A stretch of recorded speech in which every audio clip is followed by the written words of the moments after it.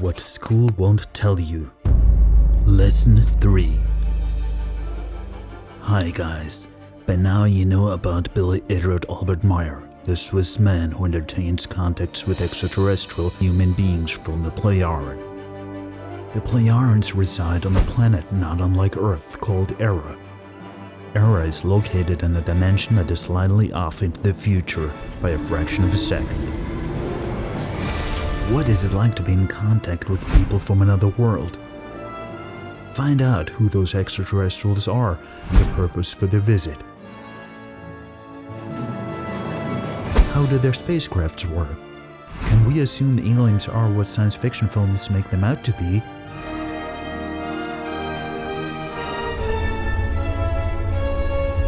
How close is our science fiction to actual reality, and what is way off? What's the nearest habitable planet? To the ordinary average human being, the vast distances that need to be traversed for interstellar space travel are impossible to grasp, let alone ways to actually cross them. The concept overburdens people's imagination and simply exceeds the limits of their vision. To seek out new life forms and new civilizations. To boldly go where no one has gone before. Do humans of Earth seriously consider shooting a few oversized rockets into the sky to be the final word in space travel? Traveling through hyperspace ain't like dusting crops, boy. Ideas fuel progress, so many science fiction novelists and filmmakers gave some serious thought to just how such a propulsion system might actually work. Leaving exospace. 3, 2, 1, exit. The Plejarens are able to jump with their spaceships from regular space into a so-called hyperspace. However, the reality of it differs from popular movie franchises such as Star Wars or Star Trek. Upon entering hyperspace, space and time are reduced to zero, so any distance in space can be traversed in zero time. This option allows the Plejarens to jump from one side of the universe to another within a fraction of a second. The movie Event Horizon introduces a system pretty close to the actual facts. Ship doesn't really go faster than light. What it does is it creates a dimensional gateway that allows it to jump instantaneously from one point of the universe to another light years away. How? Imagine for a minute that this piece of paper, this attractive piece of paper, represents space-time, and you want to get from point A here to point B there. Now, what's the shortest distance between 2 points? A straight line. Wrong. The shortest distance between 2 points is 0, and that's what the gateway does. It folds space so that point A and point B coexist in the same space and time. When the spacecraft passes through the gateway, space returns to normal. But the Plejaren technology does evolve all the time. A few decades ago, they had to use their regular propulsion to travel 3.5 hours away from any planet or solid matter before jumping into hyperspace, so nothing else gets sucked in. By now, they have not only eliminated that problem, but now they have constructed a device that allows them to open portals to remote destinations that can now be bridged with a single step. These portals are very similar to those shown in the movie Avengers Endgame.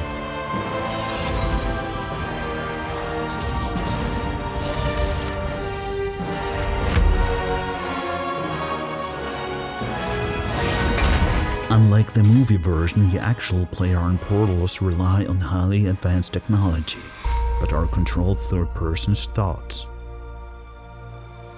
The Plejaren's ability to manipulate space and time doesn't merely open up interstellar space travel, it also allows them to travel through time. Unfortunately, the topic of time travel is so incredibly complex that it would warrant its own dedicated video. Let it just be said that it is not possible to change the past, like we've seen in movies like First Contact. That's what they came here to do, stop First Contact. One can spend but very limited time in a different time period. Mr. Data, laying a course for the 24th century. I suspect our future is there waiting for us. Course laid in, sir. Make it so.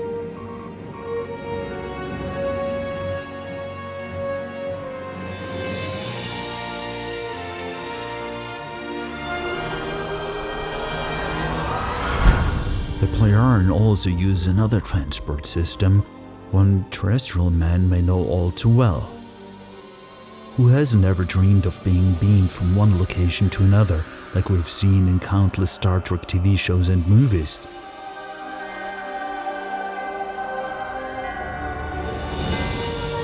The Plejaren use this exact system to transport people, only their way of beaming is a lot faster than the process we know from Star Trek.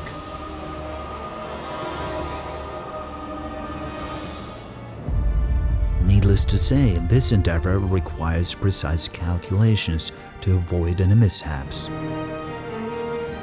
Billy once played with the transporter mere seconds before he was beamed from the ship back to Earth and found himself atop a pine tree he managed to grab onto in the last second. You have probably wondered why the Plejarens have never shown themselves in public and only contact Billy away from public scrutiny. To answer this, we first need to find out what it actually means to be in contact with beings from another world. While older science fiction films used to depict extraterrestrials somewhat reasonably, my mission here is not to solve your petty squabbles. It concerns the existence of every last creature on Earth. filmmakers came up with truly creative creatures throughout the past few decades. These so-called aliens have been reduced to creatures intent on invading Earth, hunting humans, slimy horror monsters, or drop-dead gorgeous girls eager to procreate. What is it? Should I leave a message? Yeah. Tell him he's about to copulate with a creature from outer space. I want a baby. Even though the universe is filled with all kinds of life forms of various disposition, Billy never actually encountered any monsters as seen in movies during his big voyage through the universe and beyond. So we don't have to live in fear of visitors, for our sol system is actually very, very remote. Any official contact as seen in the film Star Trek First Contact would be way too soon, as humans of Earth, and especially their governments, are not ready by a long shot. They're really from another world.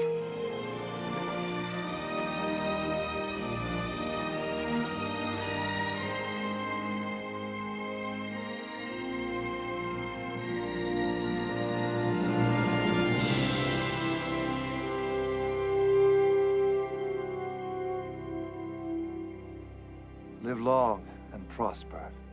They would try to steal the friendly extraterrestrials' technology and spread their barbaric ways throughout the universe. Endless conquests, pathological surveillance, and discords throughout the entire universe would ensue. The same sad state of affairs we have on this planet. The Plejaren girls in Yaza addressed that very issue during the Third Contact on February 8, 1975, very clearly. Without exception, all governments on Earth are staffed by human beings who have the characteristic of addiction to might and profit. Under the guise of peace and friendship, they would only want to seize our beam ships to be able to exercise absolute Gewalt rule over the Earth with them.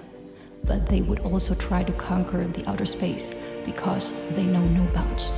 However, they are not even able to on the Earth create peace and friendship between the countries, not even among the human beings in their own country. How then should they be able to have such means of might at their disposal, such as our beam ships and their multifaceted facilities represented? There is no interest in showing ourselves to the general public. Their consciousness is still short, and small, and confined in religious enslavement.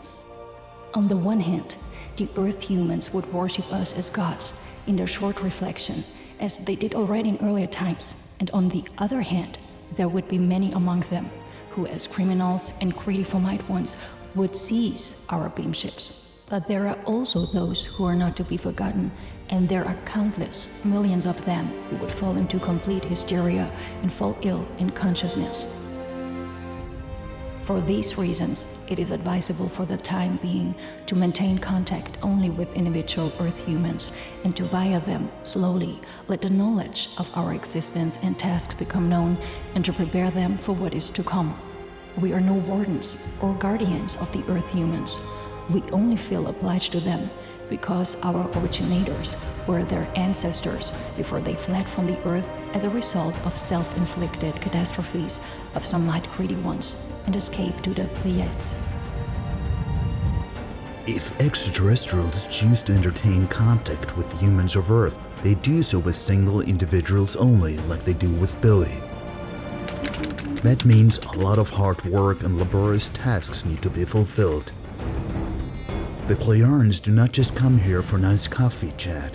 The mission is to help us in a discreet, indirect way, which they can do because of their shared history with Earth and our predecessors. Much like Semyaza explained just now. As a society that is some 30 million years higher evolved than we are, they are subject to strict directives not to interfere with a primitive culture such as our own. We may have heard of such rules in movies like Star Trek Into Darkness. James T. Kirk is confronted with the choice of saving Spock, but risking to reveal the Enterprise to a local indigenous tribe in the process.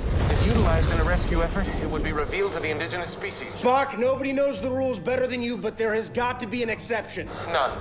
Such action violates the Prime Directive. Shut up, Spock. We're trying to save you, damn it. Doctor, the needs of the many outweigh the needs of the few. Spock, we're talking about your life! The rule cannot be broken. Spock!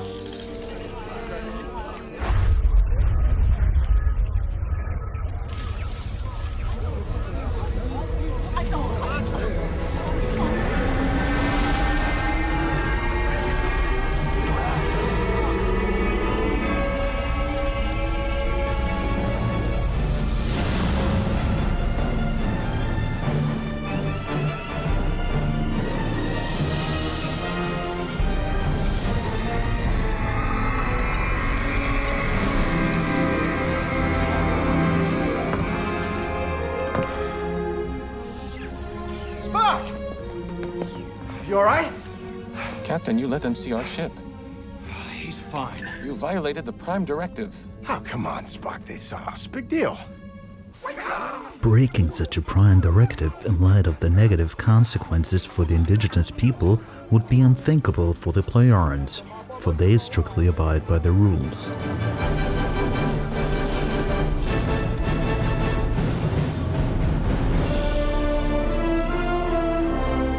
Besides, they have shields that obscure their ships from vision as well as any means of detection. And what of the Might of Thoughts, the Force from Star Wars? Does that even exist? Is it possible to move objects by sheer willpower, much like Yoda did in the Star Wars movie Empire Strikes Back?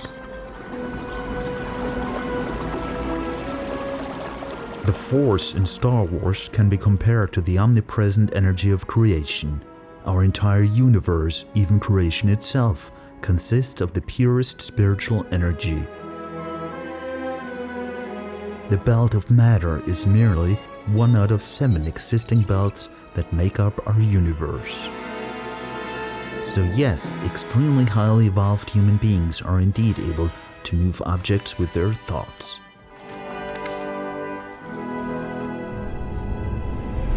We all have experienced certain premonitions before, feelings that try to tell us something.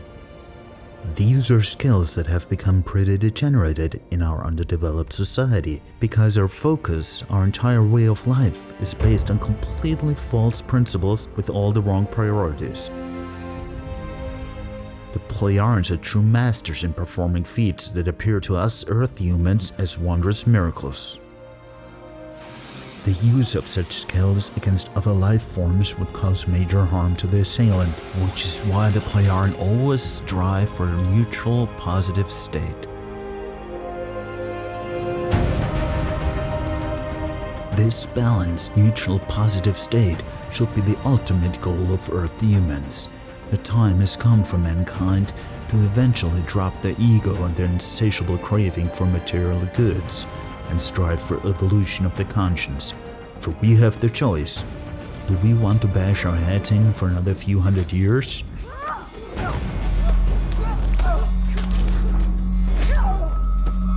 Or do we prefer a Star Trek future where everyone is able to evolve and we search for new worlds? Mr. Sulu, take us out. Hi, Captain.